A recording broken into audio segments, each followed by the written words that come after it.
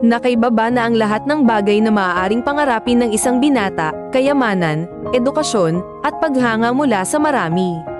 Pero hindi niya maalis ang pakiramdam na may kulang sa buhay niya.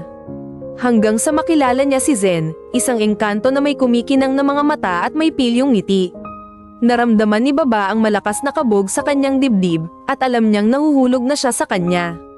Si Zen ay hindi katulad ng ibang babae na nakilala niya. Siya ay misteryoso at maganda, at ang kanyang pagtawa ay parang tunog ng mga kampana. Si Baba ay nabighani sa kanya at gustong gugulin ang bawat sandali kasama siya. Ngunit sa lalong madaling panahon, natuklasan niya na si Zen ay may isang lihim na pagkakakilanlan na nagpapalubha sa kanilang kwento ng pag-ibig. Nasa panganib ang angkan ni Zen, at upang mabuhay sa mundo ng mga tao, kinailangan niyang pakasalan ang isang makapangyarihang diwata at mangkukulam. Ayaw ni Zen, kaya ipinagtapat niya ang kanyang tunay na